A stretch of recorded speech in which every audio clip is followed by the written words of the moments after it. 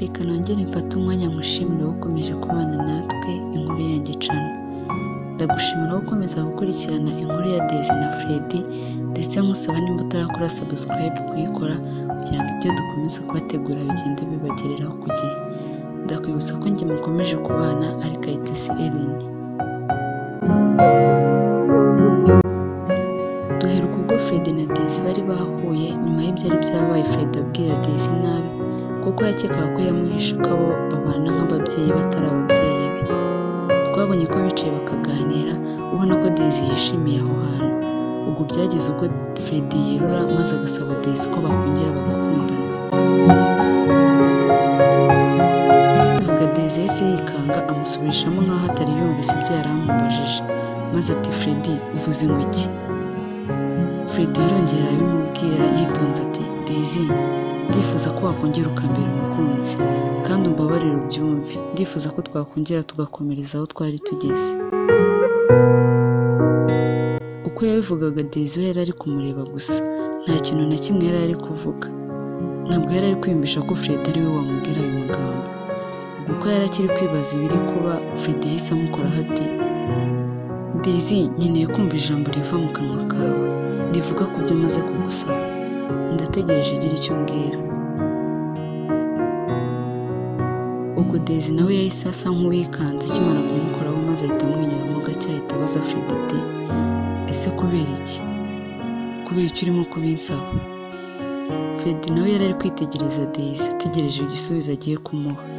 Ubwo akimara kumva Daisy amubajije gutyo nawe yahise amusubiza atuje ati byose ndabizi, nzi ibyo wanyuzemo nyuma y'ibyari byabaye.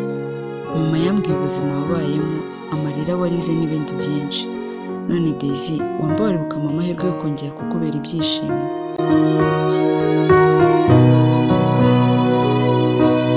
Ko ibyo byose Freddy yabivugaga Daisy ikiniga cyari cyamwishe maze nawe ati none se niba ibyo byose ubizi urumva ari ngombwa ko wambaza ibyo? Igisubizo wakabaye ukizi. Freddy n'akanyamuneza mu maso yahise amubaza ati urabyemeye? Daisy nizere ko numvise neza ibyo ushatse kuvuga. Daisy nawe azunguza umutwe amwemerera. Ubwo Freddy yahise ahaguruka aramuhobera, arongera aramuhobera pe yimara urukumbuzi.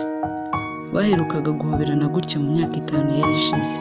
Ubwo bidatinze baratashye maze Daisy atahana akanyamuneza. Mama yaramubonye akigera mu rugo maze nawe ahita yibwira ibyari byabaye. Kuko uretse no kuba Daisy yari yishimye yari afite na courage, arimo kwisetsa buri kanya. Mbese wabonaga ko hari ikintu yabonye yarabuze. Amasaha yaricumye bigira nijoro maze Daisy mbere y'uko aryama abanza akora muri telefone ye yitegereza amafoto ya Freddy agiye atandukanye. Yatekerezaga ku nzira yabo y'urukundo banyuzemo bikamucanga. Byari byamutangaje cyane. Ubwo yayitegerezaga ni nako yanarushagaho kwishima maze agacishamo akamwenyura bigaragara rwose ko yishimye. Ubwo akiri muri ibyo telefone ye yarasonye maze arebye asanga ni Freddy ahamagaye maze nawe ahita akanda vuba yihuta aremeza. Freddy atangaye ati ariko wari ubizi ko ngiye kuguhamagara? Kuko rwose uburyo uyifashe nta nubwo iciyemo na rimwe koko biratangaje. Daisy nawe ati oya nuko uhamagaye bigahurana nuko nanjye nenda gukoresha telefone. Nyine uhamagaye bihurana nuko nari nkozaho kwemeza ubwo nyine mpita nkufata. Naho undi ntabwo nari mbizi. Undi nawe ati birumvikana none se umeze ute? Daisy ati nawe ariko urabizi twari turi kumwe mu kanya none amasaha make aciyeho uri kumva hari icyo naba mbaye. Freddy ati amasaha ni menshi cyane ahubwo bishoboka najya nkubaza buri munota kuko mu nshingano zanjye n'ibyo birimo kumenya ko nta cyahungabanyije ibyishimo byawe. Undi ati yego rwose urabishoboye gusa ameze neza. Ntabwo naherukaga kwiyumva nk'uko merewe muri uyu mwanya.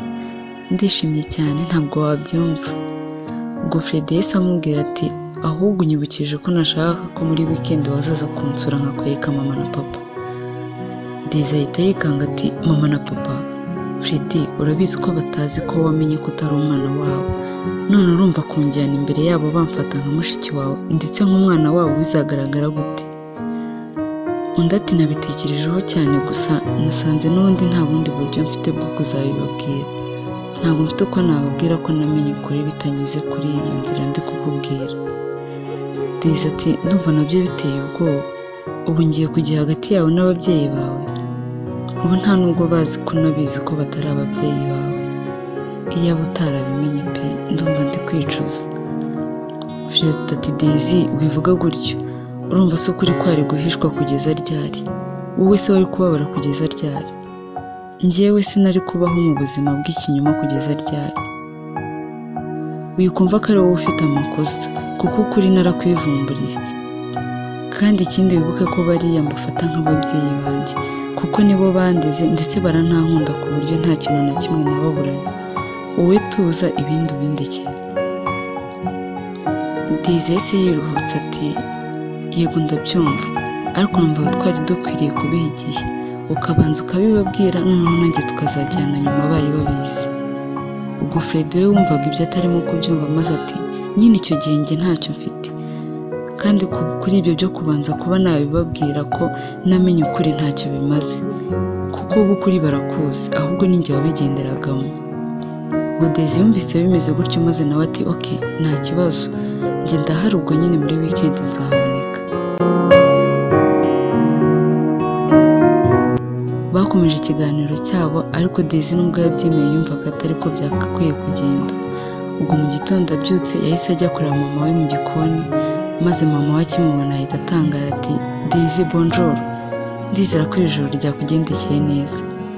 Daisy nawe ati mama nawe kubera iki se? Undi ati ejo waje wishimye cyane, nahise mbibona ko na Fred byagenze neza pe, nahise mbibona ko byaciyemo. Daisy nawe ati yego mama, gusa hari ikintu nshaka kukugishaho inama. Fred arifuza ko muri weekend twazajyana kureba iwabo, nyine akabanyereka akababwira ko dukundana. Mama Daisy ati sibyo bitwaye iki? Inama ukeneye ko nkugira ni iyihe? Undi atumva mama nawe, icya mbere nta nubwo arababwira ko yamenye ukuri, none ngo anjyanye imbere ya papa we na mama we kandi ndi nka mushiki we. Undi ati Daisy n'ubundi ukuri ko aramenyekanye, ndabizi bizabababaza ariko namwe ntabwo mugomba kubigenderamo. Ihereho wowe tekereza ibyo wanyuzemo byose, wowe uzagende mubabwire uko bimeze, ndabizi icyo bifuza n'ibyishimo bya Fred ntabwo bamubabaza. Bidatinze iminsi yaragiye maze muri weekend biragera, byari ku cyumweru maze nk'uko bari babipanze Daisy ajya kwa Fred. Akigeraho bamwakiriye nk'umwana uje iwabo maze baraganira birambuye, gusa Fred nta kintu yari yababwiye kijyanye n'ibyo bari baje kubabwira. Ubwo bari bicaye muri salo bakirimo kuganira maze Fred yasaba ijambo abasaba ko hari icyo yababwira. Ugatangira ati mama nawe papa hari ikintu nshaka kubabwira kandi icyo kintu ni ingenzi cyane. Akivuga gutyo ababyeyi be bahise barebana ubona batangaye cyane, ariko ntibagira icyo bavuga ahubwo baguma kumwitegereza. Fred yarongeye ati icya mbere ndabashimira cyane ko mwambereye ababyeyi beza kandi mukanyitaho mukanyereka urukundo rutangaje, mukambera aho ababyeyi banjye batari bari. Akimara kuvuga gutyo mama we yahise yikanga cyane, maze agiye kuvuga papa we ahita amukoraho amubuza guca umuhungu wabo mu ijambo. Maze Fred arakomeza ati ndabizi murimo kwibaza uko nabimenye, gusa narabimenye kandi ntacyo mbanenga, nta kintu mutankoreye pe kuko ubu ndiho kubera mwebwe. Ubwo ibyo yavugaga byose nta n'umwe wavugaga, bose bari bacishije bategereje kumva icyo agiye kubabwira. Ubwo Fred yarakomeje ati ntimubifate nabi kandi ntimwumve ko hari ikibazo, ndabakunda cyane kandi ndabubaha, muri ababyeyi banjye kuba ntari amaraso yanyu.